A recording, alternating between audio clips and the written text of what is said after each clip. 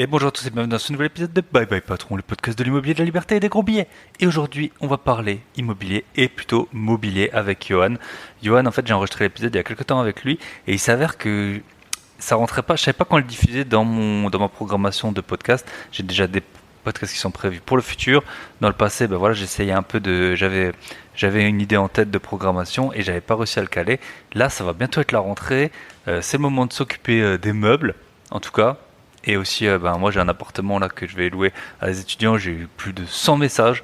Donc voilà, c'est le moment déjà de s'occuper. Si vous avez des enfants, peut-être d'acheter les meubles. Si vous avez du meublé, c'est le moment ou jamais si vous venez d'acheter un appartement, de le meubler.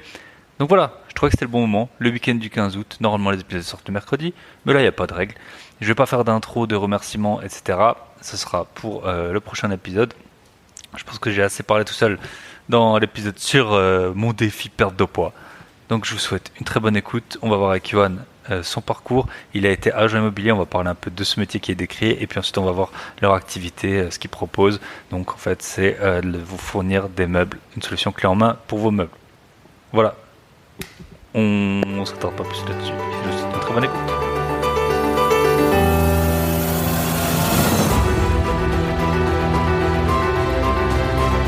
Et bonjour à tous et bienvenue dans ce nouvel épisode de Bye Bye Patron. Et aujourd'hui, on est avec Johan qui est cofondateur de Mobimo. Salut Johan, comment ça va? Salut, ça va, très bien et toi? Après de nombreuses péripéties de micro et d'enregistrement, bon, ça nous arrive souvent. Je sais On pas, y là c'était arrive. mon bac, là c'était ma faute. Hein. Je sais pas pourquoi, mais c'était ma faute. Donc voilà, bah, sois le bienvenu. Yoann, j'aime bien, vu que je m'appelle Bye Bye Patron, j'aime bien que les invités ils racontent peut-être un premier job un peu insolite ou cocasse. Je sais pas si tu as fait des jobs d'été un peu, voilà, qui étaient peut-être pas complètement en relation avec tes compétences et tes Ouais, aspirations ouais. futures. Donc, est-ce que tu pourrais nous partager un de ces métiers ou stages que tu as pu faire et qui t'a dit, bah, je vais peut-être pas faire ça toute ma vie? Bah écoute, hein, de toute façon, je crois qu'on est tous passés par là à un moment. Ouais. Des jobs étudiants, j'en ai fait pas mal, c'est cool. J'ai commencé par la restauration. J'ai fait tout ce qui était possible, je crois, en restauration. J'ai fait la plonge, la cuisine, la salle. Bon voilà, j'ai fait à peu près tout ce qui était possible et je sais que je remettrai pas un pied dans un restaurant. C'est quoi En le tout cas, pire? pas pour y bosser. Des trois, c'est quoi le pire? Euh, la plonge en vrai. Ouais. Ouais, tu reviens pas, il y a pas un soir où tu reviens pas sans coupure, sans brûlure, Ah, parce que sortir toutes les assiettes brûlantes du lave-vaisselle, mais t'es obligé de ah, le faire parce que sinon t'as rien, t'as rien pour les clients. Ouais, ça c'était très très chiant. J'ai bossé chez Haribo, ça c'était cool par contre. ah ouais, les bonbons. Ouais, ouais, j'ai bossé au musée Haribo. Figure-toi que c'était un rêve de gosse de bosser chez Haribo. Ok. Bon, au final le rêve il a un peu été démonté, mais mais c'était une bonne expérience quand même. Ouais. Et Bonne tu faisais quoi expérience quand là-bas? même. Je bossais au musée. En fait, je viens d'un village qui est à côté de Nîmes, qui est à côté de Uzès, où il y a l'usine Haribo, et il y a un musée à côté de l'usine. Donc j'ai D'accord. bossé à l'accueil du musée. Ok, Voilà, cool. voilà. Mais non, non, franchement, bonne expérience quand même. Ouais. Ah, je savais pas qu'ils avaient un musée. C'est Et allemand, je ouais, suppose, non? À la c'est base. ça, ouais, ouais, c'est Ouais. allemand de base. Mais je sais pas qu'ils avaient un musée en France. Mais voilà, on Eh apprend ben tous les écoute, jours. exactement. Et du coup, tu peux nous raconter ce que tu fais aujourd'hui chez Mobimo, pourquoi tu es là, et puis après, on reviendra sur ton parcours un peu plus en détail. Ouais. Alors, bah écoute, Mobimo, ça a commencé de manière assez naturelle, j'ai envie de dire. Moi, j'ai un parcours qui est très centré autour de l'immobilier. J'ai fait un BTS dans les professions immobilières. Ensuite, j'ai fait des formations en investissement et fiscalité immobilière. Je me suis rendu compte que ça me plaisait bien, surtout que à ce moment-là, j'étais en activité d'agent commercial en immobilier. Je me rendais compte que c'était pas forcément fait pour moi et voilà, je cherchais à me projeter ailleurs. Donc, l'investissement immobilier, finalement, ça a été la voie royale, on va dire, par rapport à mon profil. Parce que je me projetais très, très bien, par contre, avec l'accompagnement d'investisseurs et ce côté fiscalité qui oblige à faire marcher son cerveau, on va dire, sur certains aspects qui sont assez complexes, mine de rien. Donc, pendant ces formations, je me suis rendu compte à quel point c'était pertinent de louer en meublé, dans la plupart des cas. Et donc voilà, c'est là où l'étude de marché a commencé, à savoir si le service existait déjà, parce que l'idée c'était du coup, vous l'aurez compris, de proposer des meubles clés en main pour l'investisseur immobilier qui peut pas forcément gérer cette partie. Donc on a commencé l'étude de marché, on a regardé s'il y avait une pertinence à proposer ce service tout simplement. Et de fil en aiguille, on a commencé à proposer le service, à faire quelques chantiers. Et c'est comme ça que l'aventure a commencé. Ok. Et donc aujourd'hui, vous proposez donc c'est des packs de meubles avec le montage pour les Exactement. investisseurs qui veulent faire de l'investissement meublé.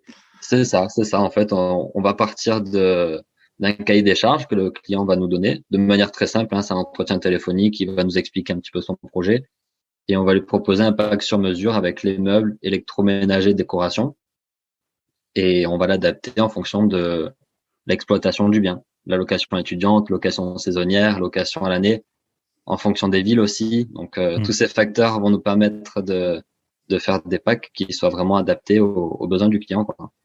Ah bah cool, cool. Je veux juste rapidement qu'on revienne sur ton métier d'agent IMO parce que c'est Ouais. vrai qu'il a mauvaise presse, surtout quand on est investisseur. Alors après, ce que je veux bien comprendre aussi, c'est que moi, je le dis souvent, même à on a des membres qu'on aide à investir. Souvent, les meilleurs investissements, c'est à peu près les appartements les moins chers. Et les appartements les moins chers, bah, ils sont peut-être pas vendus par les meilleurs agents IMO. C'est sûr que celui qui vend la maison avec piscine à 1 million d'euros, eh ben, peut-être qu'il est arrivé là, soit parce qu'il a un bon réseau, ou il a peut-être plus de bouteilles, et les petits jeunes, on les met sur les apparts à moins de 100 000 euros. Mais selon toi, d'où vient cette mauvaise presse des agents IMO? T'as l'impression qu'il y en a trop, ou c'est le problème de la, la, la création de valeur, elle se fait pas au bon endroit? Ouais, ouais. C'est une question très longue à répondre, je pense. On va pas faire tout le Très, podcast très là-dessus, large, t'inquiète mais pas. c'est une réponse personnelle aussi. Je pense que c'est un métier qui est très facilement accessible, sans formation, malheureusement. La formation est pourtant indispensable parce que on accompagne des clients sur des projets de vie qui sont très importants. Donc, un défaut de conseil peut littéralement ruiner des années de vie parce que ça peut être des histoires de vie cachées parfois ou voire pire. Donc, malheureusement, j'ai l'impression que le métier est trop facilement accessible et que on se retrouve avec des casseroles, on va dire, qui donnent mauvaise presse à la profession. C'est dommage. Ouais, parce que si c'était moins accessible, il y aurait moins d'agents, donc vous passeriez moins de temps à sourcer des biens, parce qu'en fait, les gens, il y a C'est bien des gens ça, qui... Et donc, c'est il y ça. aurait plus de... Alors, soit les prix baisseraient, parce qu'en fait, ça t'aurait pris moins de temps, ou Mm. soit, ou Et ouais, soit tu ouais, pourrais passer plus de temps c'est ça. à vendre les biens, les mettre en valeur. Ouais, C'est clair que moi, je vois des... Parfois, j'en partage en story, je vois des... Alors après, c'est pas aux agents de le faire, mais tu as des photos avec de la vaisselle crade, des lits pas faits et tout. Tu mm. te dis, ouais, Ah, mais c'est franchement, n'importe quoi. tu prends 10 000 balles là-dessus et le lit, il Ouais, est pas ouais, fait. c'est ça, Mais, c'est et du ça. coup, il y a une question à laquelle j'ai peut-être plein de gens ont la réponse, mais donc toi, tu as fait un BTS profession immobilière C'est ça. et ça apporte quoi par rapport à quelqu'un qui l'a pas fait? C'est que tu peux avoir la carte à terme, c'est ça? Ouais, exactement. À la fin de cette formation, tu peux avoir soit la carte T, soit la carte G. Tu peux pas avoir les deux en même temps. Donc T pour transaction, G pour gestion. Donc ça, et pendant la formation, en fait, tu apprends tous les. Donc ça reste généraliste. Donc tu vas pas être un spécialiste sur une profession immobilière. Donc c'est pour ça qu'après on continue sur une licence ou un master Hmm. pour ceux qui veulent se spécialiser. Mais tu vas apprendre toutes les professions. Donc ça va être la gestion locative, la transaction, la location, les activités de promotion immobilière, d'immobilier commercial. Donc ça va être très très large. Ça va même aller jusqu'à des notions de comptabilité, gestion, gestion d'entreprise. Bon, dans une certaine mesure, hein, ça Hmm. restait très superficiel. Mais l'objectif, c'était de pouvoir communiquer en fait avec tous les intervenants des professions immobilières. Ok. Et Voilà. avec ça, toi, tu peux avoir donc une carte et après, tu peux embaucher des gens qui, eux, ont pas ce diplôme. C'est ça. Exactement. Ouais. C'est ça. Ça Ok. permet entre autres d'ouvrir une agence immobilière et pouvoir faire des ventes ou Ouais. pouvoir avoir un portefeuille de gestion locative. Ok. Est-ce qu'il y a une partie sur les travaux ou enfin quoi regarder dans un bien, voir, tu vois, chiffre. Ouais. Il y a une partie là-dessus dans la formation ou pas? Malheureusement, non. Il y a une Ok. partie investissement locatif, pareil, très superficielle. Dans cette partie, après, j'avoue que c'est des souvenirs, hein. Là, tu fais travailler Ah, ma mémoire, hein. ah, bah écoute, ça fait du bien Mais parfois. de mémoire, il y a une petite partie effectivement sur les travaux. Je revois des photos avec les mérules, avec les taches de moisissure et avec les traces d'humidité. Je revois très bien ça, mais encore une fois, Après, c'est à des c'est, sujets qui c'est- sont larges et c'est pas en 2 ans. Et surtout, non, non, non, voilà, t'as 18 ans ou 20 ans, c'est t'as pas, ça. faut aussi Non, se rappeler, voilà. Si je vous demande qu'est-ce que vous avez appris en première et en terminale, la plupart des gens, ils ouais, s'en souviennent plus. Donc, c'est ça, ok. c'est ça. Mais je Non, pense non, que mais c'est bien de voilà, savoir, tu vois, quand tu es investisseur, à quoi l'agent il a été formé ou non. bien Là, tu sûr. me dis que voilà, les travaux, c'est pas trop son domaine. Bah oui, en fait, on peut pas être Non, t'es spécialisé pas non formé à plus. ça. Ouais, ouais, t'es pas formé. Même un agent IMO qui est formé, ce qui est pas la majorité, n'est pas formé à ça. Il est Mm. formé à faire un diagnostic général de l'état d'un bien, mais après, c'est pour ça qu'on a des diagnostiqueurs, qu'on a des experts en bâtiment et Mm. il faut savoir s'en entourer, quoi. Ouais. Ok, super. Donc, agent commerce, tu as fait ça, agent commercial. Et après, donc, tu as décidé de lancer Mobimo. Exactement, ouais. Du coup, l'équipe, elle ressemble à quoi aujourd'hui? Eh ben, écoute, aujourd'hui, on est trois. Donc, Benjamin qui est en région parisienne, qui s'occupe de toute la partie B2C. Donc, pour ceux qui ont du mal avec le terme, c'est la personne qui va être en relation avec le client final. On a Quentin qui est dans la région de Clermont-Ferrand qui va s'occuper de toute la partie logistique. Donc, c'est lui qui va faire le sourcing de fournisseurs, qui va s'occuper de constituer les packs en collaboration avec un architecte d'intérieur. Donc, c'est lui qui va s'occuper d'avoir des packs qui soient complètement optimisés pour l'investisseur immobilier. On y reviendra peut-être un peu plus tard. Hmm. Et moi, je m'occupe de toute la partie B2B, en fait. Donc, je vais traiter uniquement avec les professionnels de l'immobilier. Donc, ça peut être des conciergeries, des conseillers en gestion de patrimoine, agences immobilières, maîtres d'œuvre. Donc, c'est très, très large. Et je travaille avec eux pour constituer un réseau d'apport d'affaires. Donc, c'est eux qui vont nous apporter des clients par un biais différent que Benjamin qui va aller chercher directement. Voilà. Ok. Et donc, toi, je pense enfin, par exemple, un agent IMO, il vend un T1, il dit, voilà, si vous voulez le louer en meublé, je connais une société qui vous apporte les C'est meubles ça. et puis vous lui C'est ça. rétrocédez une partie Exactement. de votre commission. Ok. Du montant de devis, ouais. Et pareil pour les promoteurs, je suppose. Et t'as quoi d'autre comme professionnel, tu m'as dit? On a conseiller en gestion de Ah oui, patrimoine, et maître concierge d'œuvre. aussi, ouais. C'est ça. Les Ok, conciergeries également, ouais. Non, ok. j'avais dit conseiller en gestion de patrimoine, si Ah tu veux. Ouais, ouais, ouais, ouais, c'est ça. ok, Hein. ok. Ouais, ouais, voilà. Donc, toutes les activités d'immobilier au final, Ouais. hein. Non, mais c'est intéressant. Tu vois, ça, quand on le dit, ça semble logique, mais si Hein. j'avais lancé l'activité, je sais pas si j'aurais pensé tout de suite, tu vois, Ouais, c'est une réflexion, mine de rien. La réflexion, en fait, elle a été la suivante, c'est à quel professionnel de l'immobilier l'ameublement peut être utile. Hmm. Autrement dit, les professionnels d'immobilier vont pouvoir conseiller de passer en meublé à leurs clients, mais qui sont ces professionnels de l'immobilier?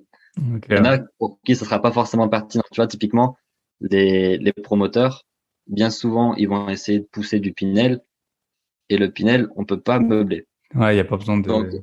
Ouais. donc on va peut-être pouvoir toucher des promoteurs dans une certaine mesure, mais ça va être minime et peut-être un peu moins pertinent. Hmm. Ok, Voilà. ouais, je vois l'idée. Super. Et ton associé à Paris, lui, comment il démarche ses clients? Oui, c'est ça. En fait, c'est un peu plus complexe que ça même. Il organise des événements. Souvent, si tu veux, on est pas mal intégré à des groupes d'investisseurs immobiliers. Donc il organise des événements ou participe à des événements simplement avec des professionnels de l'immobilier.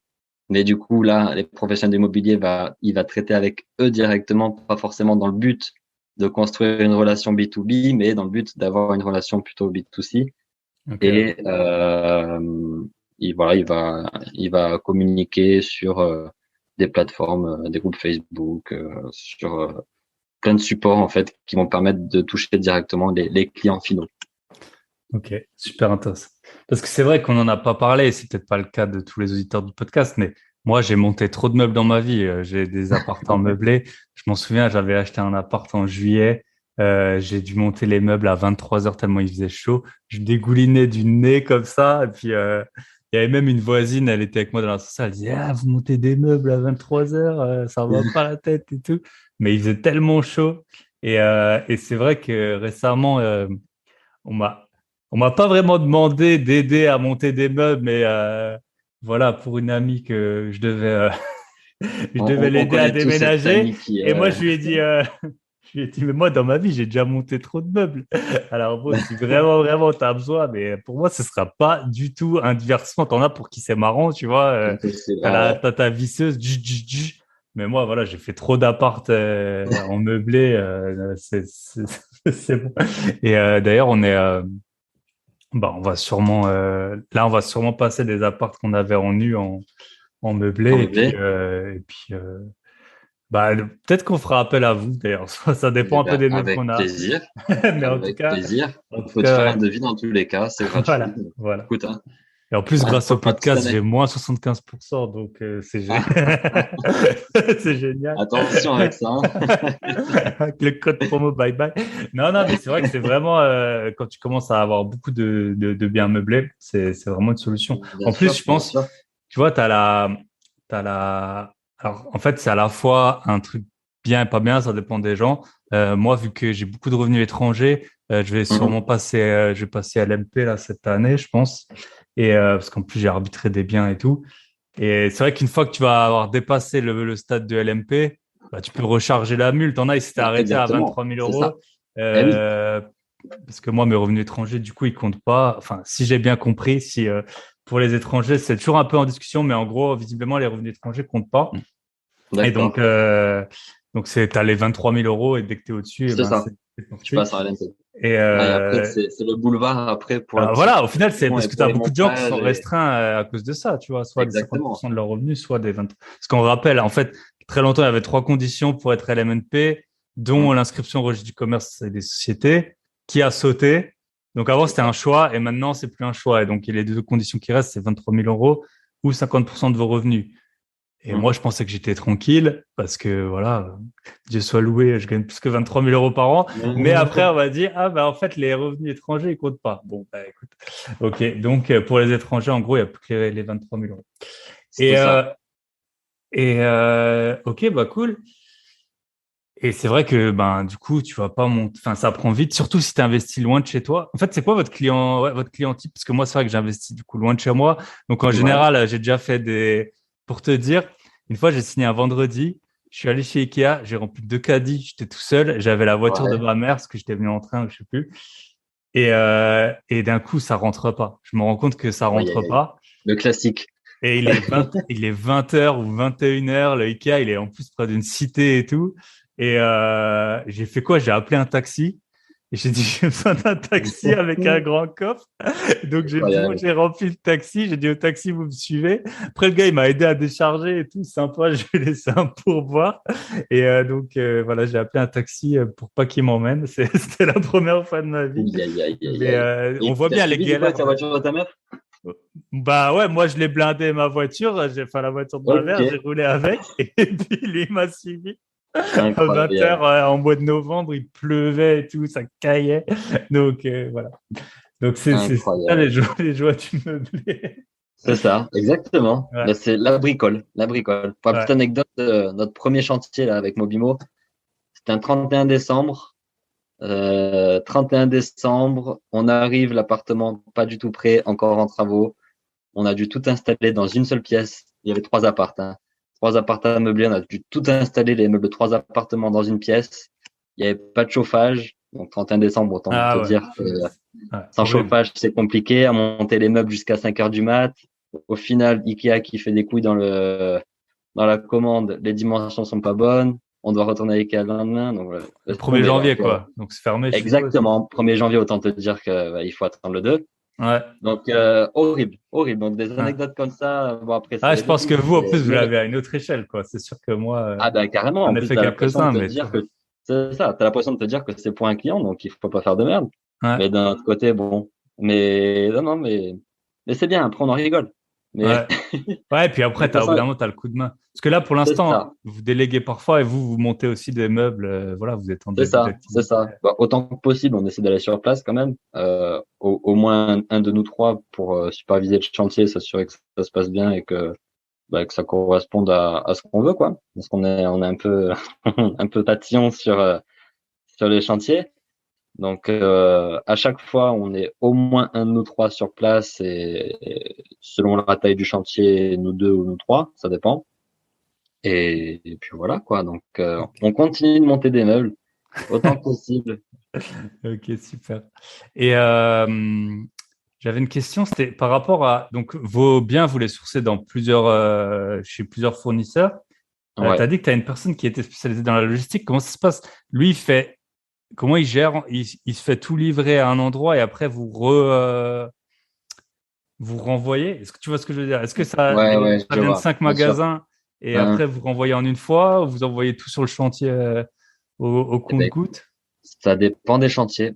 Sur les petits chantiers, systématiquement, on va chez nos fournisseurs, on amène sur place, on monte et puis basta.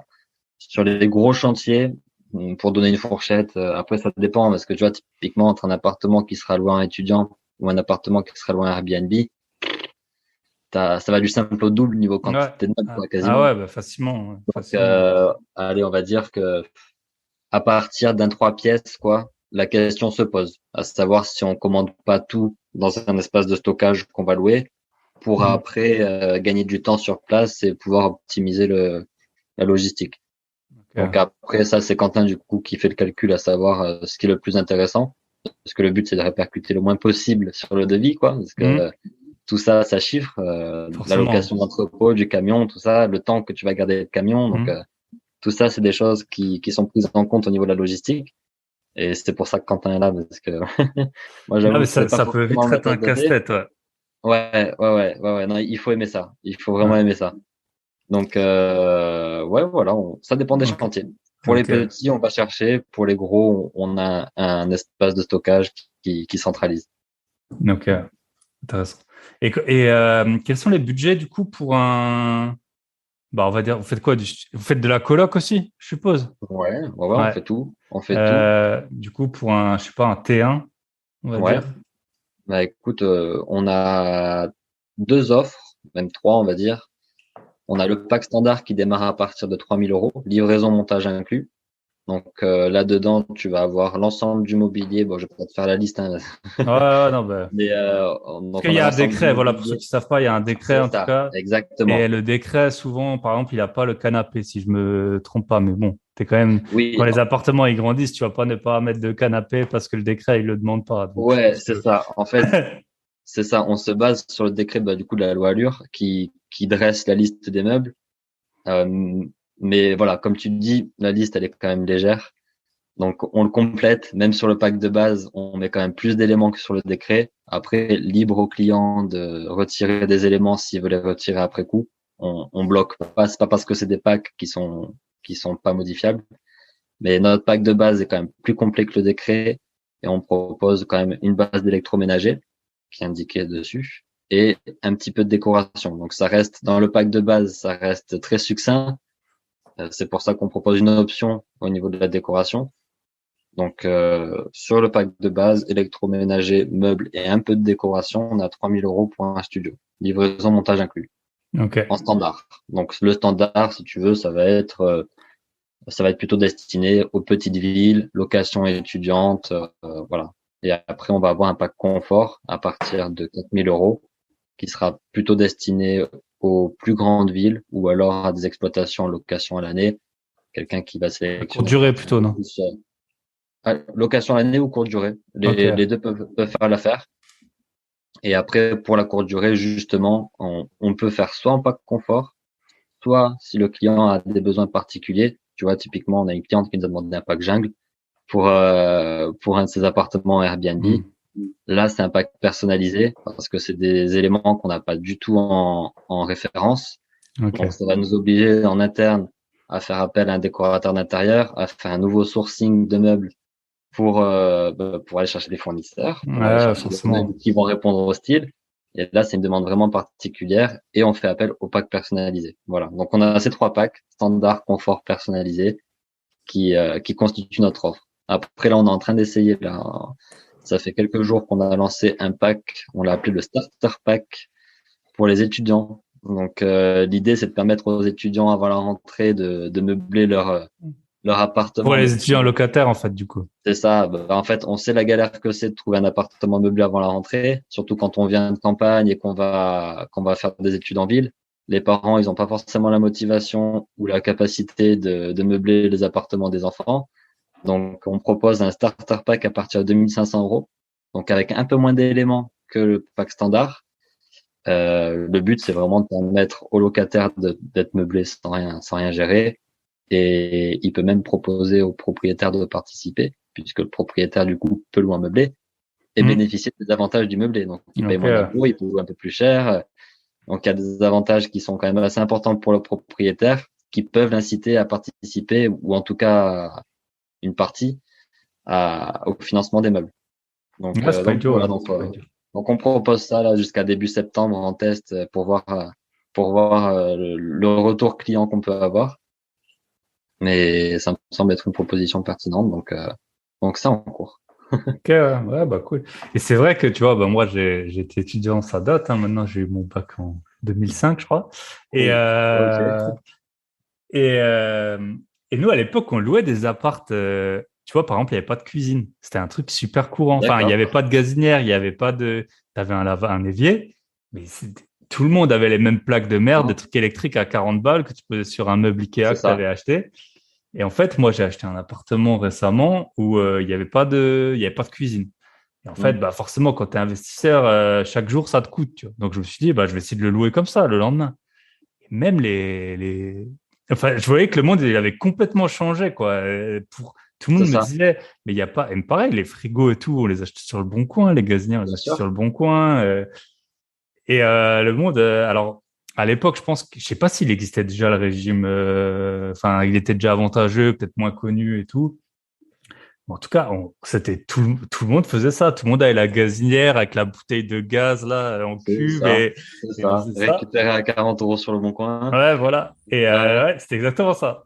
Ouais, non, mais Et je vois très maintenant, je bien. vois que le monde, il a vraiment changé et que même les étudiants dans les petites villes et tout, Mm. eh ben, il leur faut, ça va plus, quoi.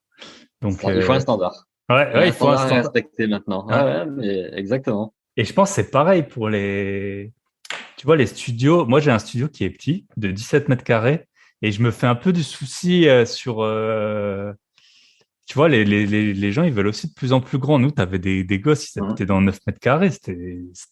Pas C'est tous, ça. mais tu vois, les plus. Alors que maintenant, moi, j'ai un T3, j'ai des étudiants qui viennent parfois hein, pour le louer, Ouais. quoi. Donc, ouais, ça a changé. C'est comme ça. Faut Incroyable, c'est ça. s'adapter. D'où le développement des colocs et de ce type de Ouais. location, quoi, qui devient ultra pertinent, quoi. Donc, ça Mm. permet de Ouais. correspondre aux locataires qui veulent de la surface, aux propriétaires qui veulent de la renta. Ouais. Ok. Ça Ouais, s'imbrique ouais. pas mal. Ah ouais, bah, c'est comme ça, le monde il a changé, C'est faut ça, s'adapter. bien sûr. C'est ça. Et bah, cool. Et selon toi, qu'est-ce qui va faire que votre business il va fonctionner ou pas? Donc en fait, on n'en a pas parlé. Tu as commencé il y Mm. a 2 ans C'est ça. et il y a eu une petite pause. Ouais, exactement. Donc pourquoi il y a eu la pause? Et que je développe la petite pause, c'est ça. Ouais, bah, tu peux nous raconter rapidement. Après, tu donnes Oui, les oui. éléments que tu veux. Ouais, bien sûr. Non, non, en fait, j'ai lancé le projet avec un premier associé il y a un peu plus de 2 ans, du coup. Et voilà, donc on n'avait pas forcément les mêmes objectifs au niveau professionnel, en fait, d'une manière générale. Et donc, on a décidé d'arrêter le projet. Donc, dans un premier temps, moi, je voulais continuer, euh, mais Tout pour être seul. honnête, c'est ça, pour être honnête, voilà, comment dire, je savais que j'avais pas les compétences nécessaires pour continuer le projet tout seul. Et même partager une aventure, c'est bien quand on est plusieurs. Ça perd de son intérêt sinon. Et donc, je me suis rendu compte que j'avais besoin de quelqu'un en logistique. Et c'était un peu la condition pour lancer le projet. Donc, de là, j'en parle avec un collègue avec qui j'avais travaillé en région parisienne, avec qui on avait déjà projeté de lancer un projet ensemble il était un peu câblé pour ça aussi. Donc, je lui en parle et il se trouve qu'il connaissait quelqu'un de très très compétent en logistique avec l'expérience et avec cet esprit entrepreneurial aussi. Donc, ça a matché et on a relancé le projet, quoi. On va dire, ça faisait combien de temps après, du coup? Un peu plus d'un an après. Là, ça fait Ok. maintenant 6 mois à peu près. Donc, c'était un peu plus d'un an après cette pause. Donc voilà, écoute, hein. Et pendant Il a cette été pause, chaud tout de suite. Vous l'avez payé ou vous lui avez juste donné des parts? là, Le pour le logisticien. moment, là, que départ. Que des parts, voilà. Que Ça départ. vaudra, ça Que vaudra de départ, l'argent. mais, Ça vaudra de l'argent mais un jour. c'est ça, c'est de l'investissement sur du long terme. Ok. Et c'est son métier Nous, à plein temps ou il a un autre métier? c'est ça, en fait, à chacun de nous trois, c'est notre métier à plein temps. Ouais.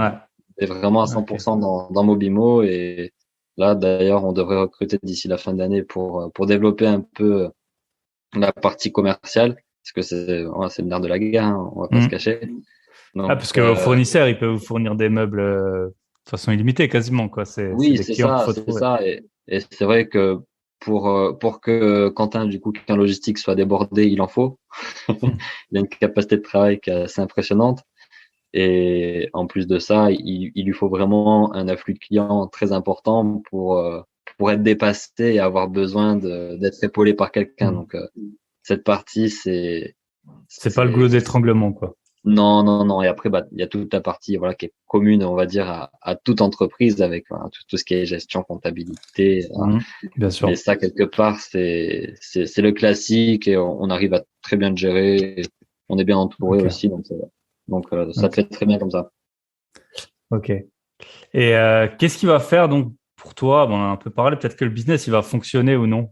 Oui, c'est vrai, ouais, ouais. Eh ben, écoute, c'est simple.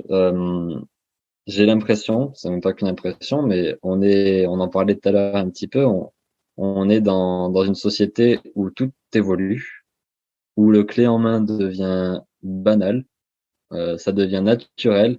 Si on n'a pas son Uber Eats à la porte au bout de 20 minutes, c'est pas normal. Mhm. Alors que, bon, c'est un luxe quand même, on Ouais, l'oublie. ouais.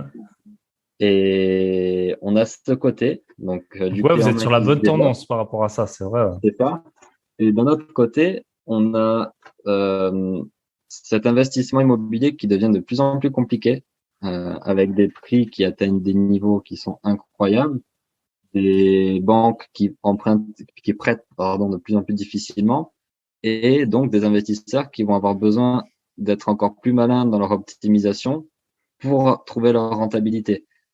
Donc, le passage en meublé est un des leviers quand même qui est assez pertinent au niveau de l'investissement locatif.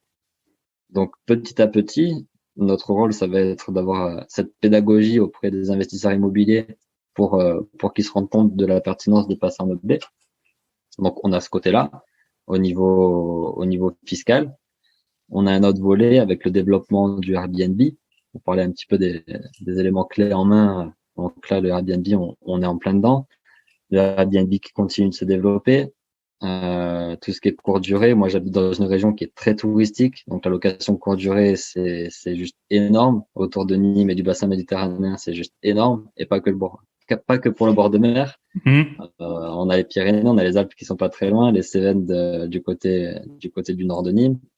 Donc, énormément de locations courte durée qui se développent. Donc, on a un marché qui est assez impressionnant. Donc, rien que pour ça, il n'y a aucune raison que ce marché Faut ne juste se vous faire développe connaître, pas. quoi. C'est ça un peu le. Exactement. Il faut juste se faire connaître. C'est un Et marché grâce au qui podcast, est, ce sera chose faite maintenant, tu vois. mais bien sûr, exactement. C'est un Ah. marché, c'est un peu la difficulté de ce marché, c'est que il est en création. Donc, il y a quelques acteurs sur le marché, mais pas beaucoup et pas de référence pour le moment. Donc, l'objectif, c'est qu'avec tous les acteurs du marché, on fasse connaître cette possibilité. Parce que je suis sidéré de voir que, au fur et à mesure que je prospecte, euh, les gens découvrent que c'est possible. Mhm. Donc, c'est que le marché mérite encore plus de visibilité pour que les investisseurs soient au courant que juste le fait que ce soit possible. Parce que la plupart sont surpris. Du coup, tant mieux pour nous. Ils sont agréablement surpris dans le sens où bah, ils pensent pas que ça existe. Et Et du coup, bah, forcément, ils demandent un devis et en général, ça se passe bien. Mais ça serait bien que cette visibilité augmente de manière à ce que les investisseurs puissent l'ajouter à leur boîte à outils, ce qu'ils Hmm. l'utilisent ou pas, mais qu'ils puissent l'ajouter à leur boîte à outils de manière à pouvoir l'utiliser ou en parler au bon moment, quoi. Ouais.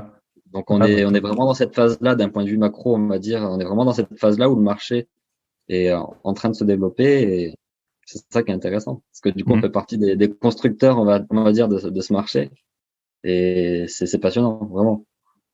Ouais, ouais, je veux bien le croire. C'est ce qui serait parfait pour moi en tant qu'investisseur, ce serait qu'en plus des meubles, vous gériez les trois Ah, trucs. La PNO, bon ça c'est vite fait, l'assurance ouais. PNO. L'électricité, c'est aussi plus ou moins vite fait et Ah, Internet.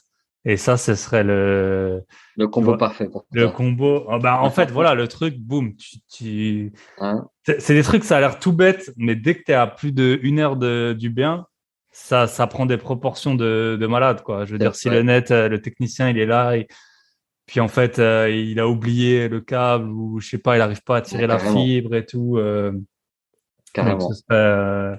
ce serait plus après. Après, je vais pas breveter, je pourrais breveter les idées. Plus pour la LCD, les boîtes à clés, les serrures connectées, les trucs comme ça, tu vois, si tu commences à vraiment faire un Bien package, sûr, en gros, de tout, je pense que puis tu arriverais assez vite à développer une expertise sur un truc où il y a pas beaucoup, où il y a pas beaucoup de monde, quoi. exactement, c'est ça. Ouais, Et ouais. ouais, Après, sur une partie qui paraît simple, mais qui n'est pas tant que ça, l'électricité, un truc tout con. Si on, si on, je sais pas moi, on s'électrocute en installant une ampoule, tout bête, hein, on n'est pas protégé. vous, Ouais, parce qu'il faut des ok. garanties spéciales pour pouvoir toucher à l'électricité. Ah ouais, y compris Nous, on n'est installer une pas. ampoule. C'est ça. Après, j'utilise l'exemple le plus bête parce que Ah c'est ce qu'on a l'habitude de faire au quotidien en tant que particulier. ouais, Mais nous, en tant que professionnels, on n'est pas couvert. ok. À moins qu'on ait les garanties que les électriciens ont, mais voilà, qui coûtent très Ouais, cher et qui seraient juste pas rentables pour le locataire, puisque, pour le ok. propriétaire, pardon, parce que Ouais, automatiquement, les charges, on les répercute et bien sûr, ouais. ça serait juste pas intéressant, quoi. Ok. Et est-ce que vous avez déjà, ça me vient comme ça, est-ce que vous avez, j'avais deux questions. Une qui est très Ouais. importante, je pense, c'est comment choisir un bon meuble? Parce que c'est vrai que vous, je pense que vous avez un retour notamment sur la Mm. solidité. Parce que c'est vrai, c'est Ouais. bien beau d'économiser 1000 balles d'impôts en faisant du meublé, mais si tous les Mm. 2 ans, tu as 500 euros de meubles à changer, en fait, tu t'y retrouves moyen, quoi. Donc, comment on choisit un bon meuble? Je veux dire, est-ce qu'on prend, enfin, ah, forcément, il y a plusieurs Mm. prix, tu vois. Je sais pas, Bien le sûr. matelas. Moi, chez Ikea, je suis là à me mettre sur tous les matelas, mais en fait, tu sais plus, au bout d'un moment, tu te rends compte, plus compte de la différence, C'est tu vois. ça. Donc, comment vous les choisissez? Et après, je suppose que vous essayez d'avoir des retours d'expérience et tout ça, Bien quoi, par sûr. rapport à ça. Bien sûr. Ouais, ouais. Donc, Bah, de toute pour un façon, lit, par exemple, comment choisir un bon lit? un lit, ah, Ouais. ça, c'est un choix qui est tellement personnel Mais que ouais, mais bon, nous, on on, n'a pas le on, choix. on peut jamais viser complètement juste. C'est pour ça qu'on essaie quand même de plaire à un maximum de personnes. Et on va mettre, tu sais, ils ont un indice en fonction de la fermeté du lit. Ouais. Donc donc on a les lits qui sont très denses, très durs et sur lesquels, bon, il faut, voilà, c'est un confort particulier et bon, il n'y a pas beaucoup de personnes qui vont s'y plaire. Et à contrario, les lits très très mous, très peu denses, avec des ressorts qui te font rebondir sur le lit quand tu te couches, qui sont un peu particuliers aussi, qui plaisent pas à beaucoup de personnes. On va essayer d'éviter ces extrêmes et de se placer quelque part entre les deux, dans une fourchette où un maximum de personnes pourraient trouver son compte, quoi. Ouais. Donc c'est pour ça on est obligé aussi de faire de raisonner comme ça et de plaire à un maximum de personnes. On ne pourra pas plaire à tout le Ouais, monde. bien sûr. On ne pourra pas viser juste à chaque fois. Ça nous obligerait à prendre contact avec le locataire avant de. Ouais, c'est ça, Mais quand bon, tu fais de la LCD, moi, ça m'arrive, j'ai des avis. T'en as pas tout le temps, mais t'en as un qui te dit, ouais, le lit, il est trop dur, tu vois. ouais, Et c'est du ça. coup, c'est pas évident, hein. Donc, à défaut, on essaie d'être, tu sais, on va se mettre de Mainstream, 1 quoi. à 10. À 1, c'est trop mou, à 10, c'est trop dur. On va essayer de se mettre à 4, quoi, plus proche du mou quand même. Parce qu'en Parce que c'est, général, des gens apprécient quand ils sautent sur le lit et qu'ils s'enfoncent un peu dedans. Ouais. mais pas non plus trop mou parce que bon, après, il y a des personnes qui ont des problèmes de dos qu'il faut aussi prendre en compte et mine de rien, il y en a quand même pas mal. Et même quelqu'un qui Ok. a pas de problème particulier, il apprécie d'avoir un matelas qui est confortable. Ok. Bon, que je définis comme confortable. Après, on a tous une notion Bien différente par sûr, ouais. rapport à ça, donc Ouais. c'est là où c'est une question particulière. Après, pour le reste des meubles, là, on va prendre en compte. En fait, il y a pas mal d'éléments à prendre en compte pour le choix de meubles, mine de rien. Euh, pour un même meuble d'une même qualité, on peut avoir trois prix différents, qui vont du simple au triple. Donc, c'est pour ça que c'est important de prendre en compte déjà le fournisseur de meubles, parce que des fois, tu as des fournisseurs qui jouent beaucoup sur l'image de marque et qui vont pas forcément apporter plus de qualité qu'un autre fournisseur. Peut-être que ça sera plus optimisé parce que ce fournisseur est spécialiste dans un style. Tu sais que tu vas trouver ton compte chez ce fournisseur parce que tu cherches un style en particulier. Après, tu vas avoir des fournisseurs qui vont faire du volume. Je pense à Ikea notamment, et qui fait tellement de volume qu'ils sont capables de tirer les prix vers le bas. Et pourtant, ça ne veut pas dire que la qualité est réduite. Pour certaines références, oui, ils ont des entrées de gamme dont la qualité est d'entrée de gamme, Ouais. qui va avec le prix, mais ils ont des références qui sont très bien, qui tiennent la route et qui peuvent permettre de s'intégrer dans un intérieur qui restera classique, hein, ça restera du moderne, voilà. Mais en tout cas, c'est des meubles qui durent dans le temps pour les qualités intermédiaires, pour les fourchettes de prix intermédiaires. Ça dure dans le temps. Ils sont plutôt jolis. Encore une fois, c'est subjectif, hein, mais ils sont plutôt jolis. Ils s'intègrent bien à l'intérieur moderne, en tout cas. Et, et au niveau prix, on reste raisonnable. Donc, ça, c'est des choses qui sont importantes de prendre en compte, surtout quand on vise la rentabilité. Ouais, forcément. Ça Pour va tout le être monde. un facteur important. Bah, bien Pour sûr. le client, pour vous, C'est pour le ça. locataire. Ouais. C'est ça. Et, ok. Et là, j'ai une question qui me vient. Alors, peut-être que dans mes villes, en tout cas où j'investis, je sais pas Ouais. si chez toi c'est différent, mais moi, j'ai l'impression que le fait de faire du meublé, alors fiscalement, c'est avantageux, mais que les prix, tu vois, tu as plein de formateurs IMO qui disent, ouais, tu vas pouvoir louer plus cher parce que c'est en meublé. Mhm. Est-ce que tu as l'impression qu'il y a vraiment une plus-value par rapport à ça? Je veux dire, sur le loyer demandé. Bien sûr. Ouais, ouais. Bah écoute, c'est bien. Nous, on a pu comparer du coup sur les clients qui ont passé en meublé, qui étaient déjà propriétaires Mhm. en nu et qui sont passés en meublé, pour les raisons qu'on connaît. Et ben, on a pu observer une augmentation de loyer entre 10 et 15%. Donc après, Ok. comme tu dis, ça dépend des villes. Ouais, ouais, Ça ouais, c'est dépend ça. énormément des villes. On va dire qu'on tend plus vers les 15% dans les grandes villes. Donc dans les villes où le kilomètre carré est élevé, où il y a une forte tension locative. Et plus la ville est petite, plus on va se rapprocher de 8-10% d'augmentation de loyer. Ok. On constate quand même une augmentation de loyer dans les petites villes. Typiquement, on est beaucoup sur Saint-Étienne et là, on l'observe pas mal. Donc, on est à 8 à 10%. Donc, c'est vrai que Ok. sur un loyer moyen à Saint-Étienne à peut-être 400 euros, bon, on passe de 400 à 440 euros. Voilà. C'est pas Ça non met un plus peu du transcendant, temps mais c'est à quand même rentabiliser les meubles. Mais après, il y a la exactement. fiscalité qui est avantageuse. Euh, Ça, c'est clair. C'est ça. Bah, en fait, il y a plusieurs facteurs à prendre en compte par rapport à ça. Il y a différents leviers à utiliser, en fait. Quand on passe en meublé, bah, c'est vrai que on a eu ce discours du comptable qui dit, ouais, mais fiscalement, c'est pas intéressant, ne passez pas en meublé. Il n'y a pas que ça à prendre en compte. Il y a les avantages fiscaux, mais il n'y a pas que ça. Donc, un investisseur qui paye pas d'impôts peut avoir un bénéfice à passer en meublé, malgré tout. Donc, on a le levier fiscal, qui est le plus connu. On a le levier au niveau de l'augmentation du loyer. Donc voilà, on l'a dit, hein, plus la ville est grande, plus on va pouvoir augmenter son loyer, Mm. entre 10 et 15%. Et on va avoir aussi le levier valorisation du patrimoine. Un appartement qui est meublé se vend plus rapidement et plus cher qu'un appartement qui est nu. Surtout si c'est un appartement que vous exploitez en investissement locatif, c'est sûrement un investisseur qui va le racheter par Mm. la suite. Donc Ah, c'est pas bête, ça.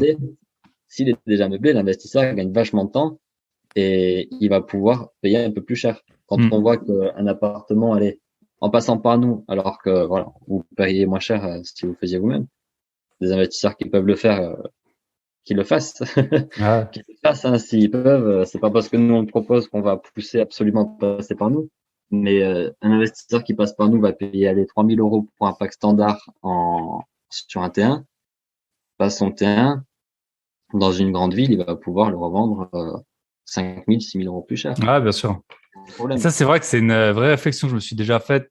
Moi, longtemps, j'ai acheté et revendu des voitures. Et quand tu les revends, Ouais. faut toujours que ce soit nickel, tu vois. Parce que tout Ah, ça ce c'est qui est clair. pas nickel, ça va te coûter 3, 4 fois. Si tu as une rayure qui va C'est te coûter ça. 400 € à réparer, C'est ça va te ça. coûter 1000 €. Carrément. Et en fait, je me suis déjà dit que si je dois vendre un appartement qui est vide, parce que moi j'en ai Mhm. en société, donc j'en ai, et ben je serais prêt à mettre des meubles, soit les louer, soit les, Bien parce sûr. que c'est sûr que Pour ça a pas valoriser, le quoi. même rendu. Et moi, C'est quand ça. je fais des offres sur des biens qui sont vides, je me dis si c'est vide, ça veut dire que c'est vide de qui s'est plus habité depuis un petit moment. Ouais. C'est Et, vrai, c'est un raisonnement aussi, ouais. et voilà, t'es sûr que mon offre, enfin, c'est pas sûr, mais voilà, déjà, il n'y a pas de coup de cœur. Franchement, quand c'est vide, sauf s'il y Mhm. a un truc de fou, tu n'auras pas de coup de cœur. T'en as qui coupent les legs, tu sais. T'as des gens, ils vendent un C'est ça. appart, ils coupent les legs. Oh, les gars, tu Clairement. payes 10 000 balles à un agent IMO, tu Ouais. peux pas payer 15 C'est euros ça. d'électricité. C'est ça. Tu visites en plein hiver à 18h, t'es content, quoi. Et à mon avis, vendre un appart, j'ai jamais entendu les chiffres, j'ai jamais eu de retour par rapport à ça, mais c'est sûr qu'un appart qui est bien meublé, pas Mhm. trop chargé, mais meublé, ça se vend plus cher, je suis quasiment C'est sûr. ça. Bah, nous, c'est vrai que du coup, on n'a pas trouvé de stats là-dessus. On n'a pas Non, mais d'études, il y je a pense rien que qui c'est a trop été dur fait à trouver. là-dessus. Bah, du coup, c'est cool parce que bon, j'ai quand même l'expérience d'agent IMO. Donc, j'ai pu voir un petit peu comment ça se passait sur le marché au niveau des ventes. Hmm. Déjà, tu as peut-être, allez, 1% des ventes qui sont meublées, quelque chose comme ça. Et quand tu vois le nombre de personnes, le nombre de visites où les gens te disent, j'arrive pas à me projeter, bah, si c'est déjà meublé, en fait, bah, la Ouais, question se pose même pas. ouais, c'est Donc, vrai. et t'as même des investisseurs qui arrivent pas à se projeter. Parce Ouais, que bien là, sûr. c'est vrai qu'on a tendance à penser d'un côté particulier et côté je veux acheter ma résidence principale. Mais un investisseur qui fait un investissement locatif, c'est pareil. Donc, Hmm. si directement il se projette, il sait à quoi ça va ressembler, il sait comment va être son locataire, bah, il est prêt à payer un peu plus cher puisqu'il est rassuré. Ouais. Tu sais, c'est beaucoup d'achat immobilier, même pour l'investissement locatif, même si les chiffres pèsent aussi beaucoup dans la balance, c'est une décision qui est rationnelle. Bah, On bien parle sûr, un peu avec complètement. Même quand on parle avec t'es, les émotions. même quand t'es formé, quand t'as acheté des dizaines de biens. Bien Moi, une sûr. fois, j'ai visité il y a pas très longtemps un appart tout sombre au rez-de-chaussée. Et après, je suis allé dans un appart au 6e, surélevé et tout. Ah, je suis presque tombé amoureux du Ben, bien, tu vois, carrément. alors que, Ouais, ouais. et ça, c'est pareil, t'as vachement du mal quand t'es investisseur, tu peux poser les chiffres. Tu visites Hum, 5 apparts qui sont trop chers, crois-moi que le 6e, tu vas le payer plus cher que, même c'est s'il est ça. moins cher, tu vois, l'être humain, il arrive pas bien à faire de Carrément. l'absolu, quoi. C'est vraiment, Carrément. ouais. C'est évident. C'est évident. Il suffit qu'il soit bien décoré, qu'il soit joli, que l'appartement en lui-même, je sais pas, tu sais, des jolis murs en pierre, une petite Mm. derrière ou quoi. Des petits éléments comme ça qui en soi changent pas grand-chose, hein, Mm. mais qui font la différence au moment de la visite, quoi. Mais Ouais. c'est intéressant, ça, c'est toute une réflexion qui est, ben, Ouais. même nous, qu'on essaie de mener autant que possible, quoi, pour essayer de créer ce fameux effet coup de cœur, tu sais. Ouais. Qu'on voit bien Et, dans les émissions d'IMO, ouais. Et et non, mais ouais, ouais, qui est ouais, vrai, mais qui est vrai, qui mais existe, bien hein, ouais. sûr, bien sûr. Ouais, ouais, on a tendance à le sous-estimer. En fait, c'est marrant parce qu'on en est tous conscients de cet effet coup de cœur, mais au moment où on vend notre appartement, notre maison, on ne Ouais. prend pas en compte. Ouais, c'est C'est ça. dommage, c'est dommage. Ah, c'est vrai, Donc, tu penses quand tu achètes, mais tu penses pas quand tu vends. Alors que tu c'est vois, ça. moi, quand j'achetais par exemple des voitures, je trouvais ça scandaleux, les gens qui n'avaient pas lavé leur voiture. Tu vois, souvent Carrément. des femmes, hein. Les femmes, on vous embrasse, les voitures dégueu. euh, qui, qui- et je me disais, mais c'est incroyable. Mais en fait, dans les apparts, t'as des trucs, c'est 10 fois pire. J'ai déjà vu des araignées monstrueuses, Ouais, des trucs crades, carrément. des trucs qui restent. Ouais, Ok, cool. forcément. Ouais, bah, je pense qu'on a fait un bon petit tour. Je sais pas si tu veux, j'ai des questions de fin. Je sais pas si tu veux encore dire quelque chose. Juste, Non, dernière petite question. Comment ouais, vous coordonnez? Donc, vous êtes trois dans trois villes différentes. Est-ce que c'est vous avez ça. mis en place des procédures écrites? Est-ce que vous êtes répartis les tâches? Toi, tu fais ça, toi, tu fais ça. Par exemple, la Hein, compta, c'est un truc qui va ouais, toucher tout le monde ou ouais. le montage des meubles, je suppose selon Mm, l'endroit. Comment vous répartissez le boulot sans que... Parce que je pense on a vite fait d'avoir double emploi ou personne qui s'occupe d'un truc, quoi. bien sûr. Non, non, bah là-dessus, c'est vrai que comme on sait qu'on est, bah, de base, ça me semble indispensable de bien se répartir les rôles, et là, d'autant plus du fait qu'on n'est pas à côté. Au niveau de toute la partie administrative, on va dire gestion, compta, tout ça, c'est Quentin qui s'en occupe. Moi, après avoir relancé le projet, c'est vrai que c'est une partie que je préférais éviter de gérer, on va dire. Quentin s'est proposé, ça tombe très bien. Donc Quentin s'occupe de cette partie. Après, au niveau de la gestion des chantiers, comment on se les répartit? En fait, c'est tout simple, on va au plus proche. Ok, Le chantier est à Lyon, c'est Quentin qui est le plus proche, et ben il y va. Et on raisonne comme ça en fait. Hein. d'accord. Et après, au niveau de la distance, c'est vrai que c'est une gestion particulière à avoir parce que on est obligé d'avoir des process qui sont uniformes et qui soient très très clairs. Donc, on a des workflows. Je sais pas si vous voyez ce que c'est. Les workflows, en fait, c'est on va prendre le process, par exemple, du suivi du client. Donc, à partir du premier contact jusqu'à la signature du devis, et on va découper chaque étape, chaque étape, Mm. chaque mail qu'on va envoyer, chaque relance s'il répond pas. Donc, on va prendre chaque scénario et on va voir comment on les traite, de façon à tous les traiter de la même manière et avoir quelque chose d'uniforme. De toute façon, en plus, là, on est en train de préparer le recrutement pour la fin d'année. Au moins, même quand on va recruter, parce qu'il risque d'être en télétravail automatiquement. Donc, c'est indispensable d'avoir des process comme ça qui soient clairement définis, surtout dans notre configuration d'organisation, pour être sûr d'avoir quelque chose de cohérent et que le client qui fait appel à Mobimo par Quentin, par Benjamin, par moi ou par n'importe qui, il soit traité exactement de la même manière. Sinon, Ok, ça serait pas juste, quoi. ok, super. Et vous communiquez, vous avez quoi comme outil pour communiquer entre vous? Et ouf. Vous avez vous avez des drives, des clouds, vous avez des Ouais. Substack, des Telegram, comment vous communiquez entre vous? On a à peu près tout ce qui est possible. Ouais, on va dire que le socle au niveau de la communication, du partage de fichiers, de documents, ça va être Teams. On Hmm. a, on a un drive sur Teams qui est pas mal. Ça permet d'organiser des réunions en visio. On a la messagerie qui est très bien. Donc, on utilise ça. On a l'incontournable Outlook pour communiquer entre nous et par rapport aux clients, prospects, partenaires, toutes les personnes avec qui on traite. Et on a aussi un canal sur Discord et par message pour tout ce qui est un peu plus pas urgent, mais Informel. qui nécessite une réponse un peu plus rapide. Et c'est ça, c'est carrément plus informel, quoi. Parce que bon, Ok. c'est pas parce qu'on est collègues qu'on passe pas des soirées ensemble, Ah, bien qu'on en sûr. profite pas. Voilà. Ok. Bah, cool. Bah, pour finir, j'ai deux questions. La Ouais. première, c'est quel est le meilleur conseil qu'on t'ait donné? Essaye, Essaye. essaye. Pour développer un peu, parce que bon, ça risque d'être un peu flou pour certains. Plein de fois, même encore ce matin, on a eu la discussion. Est-ce que je fais ça ou comment on peut faire pour toucher des clients? Comment on peut s'y prendre? Essaye. En fait, même si t'es pas sûr des résultats, même si tu penses que c'est une mauvaise solution, même si essaye. Il y a qu'une façon de le savoir. Est-ce que communiquer sur Facebook c'est une bonne idée? Essaye, C'est ça. essaye. Et au final, ça va marcher une fois sur 10. Et cette unique fois sur 10 où ça va marcher, et ben on va la réutiliser Après, tu vas pour creuser trouver dessus. une autre fois sur 10 et une autre fois sur 10 qui va marcher, etc., Ouais. etc. C'est comme ça qu'on met Ah, en place des choses qui c'est ce qu'il faut fonctionnent. faire. Tu vois, moi, Donc, je le vois, c'est pas un truc entrepreneurial, mais avec les podcasts, impossible de dire les épisodes qui vont fonctionner ou pas, tu bien vois. sûr. Parfois, il y en a, j'étais trop content de les faire, et puis ça marche pas, et puis de temps en temps, tu vas tomber sur un truc qui va péter, Mhm. et t'essayes de le refaire. J'avoue, j'essaye de le refaire, Et mais ouais. franchement, souvent, ça fonctionne pas, tu vois. Donc, Et ouais, mais et le pire, c'est euh, que souvent, ça se joue à des détails. ouais, c'est C'est ça. c'est impressionnant. C'est impressionnant. Ça se joue à rien du tout. Et puis On ça l'a peut se juste jouer été. à tu vois, enfin pour les podcasts, typiquement, si quelqu'un va écouter un épisode avec moi, c'est souvent sur base des anciens épisodes. Donc en fait, tu Oui, sais c'est même vrai. pas si c'est ton épisode qui est bon, le sujet qui est bon, C'est c'est vrai. souvent un mélange un peu de tout. Ah Ou alors ouais. juste que tu as fait un super bon épisode la semaine dernière Bien, carrément.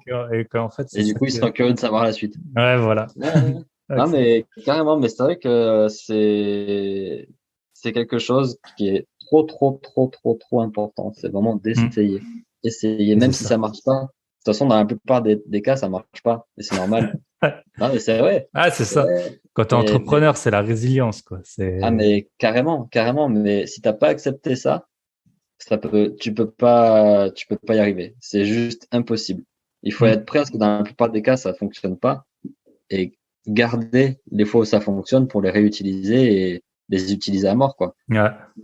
Donc, ouais, Ok, bah super à bon garder en tête. conseil. Super bon conseil. Et après, on s'habitue, c'est vrai. L'autre fois, j'avais fait un week-end. En fait, je cherchais à vendre un bien un peu pourri. En même temps, je faisais Ouais, des travaux et tout. Je suis tombé sur 50 personnes dans le week-end qui m'ont gueulé dessus, quoi. Enfin, pas gueulé non. dessus, mais qui m'ont dit, ouais, ça va pas. Ouais, ou tu vois, quand je négociais des trucs. Ok, Mais après, je savais que c'était le truc à faire. Au final, j'ai trouvé un non, mec, par exemple, qui m'a fait mes travaux pour pas cher et bien. Ben voilà, sauf que j'en ai vu c'est ça. 5 ou 6. Et puis après, j'ai trouvé, finalement, je l'ai loué, j'ai hésité entre les deux. Ben pareil, j'avais des locataires à qui ça allait pas. Mais en fait, j'avais passé une journée avec que des frustrations, tu vois. Et Mm. au bout d'un moment, tu t'y Forcément, tu te fais. remets en question, hein. Mais voilà. Par exemple, dans l'immobilier, tu as un bien. Donc, ça veut dire que quand tu le vends, tu vas pas le vendre à 100 personnes, tu vas le vendre à C'est une ça. personne. Donc, Exactement. et typiquement, normalement, ce sera pas forcément la première. Donc, faut s'habituer à ce qu'on se fasse un peu taper dessus et maltraiter, et Oh, c'est pas grave. oh, obligé, Voilà. obligé. On le voit aussi pour les banques, hein. Ouais, Les pour les emprunts, le banques. nombre de personnes qui me disent, bah, moi, j'ai fait 20 banques pour avoir mon prêt. Ouais, Et tous, ils m'ont dit que c'était impossible, sauf un.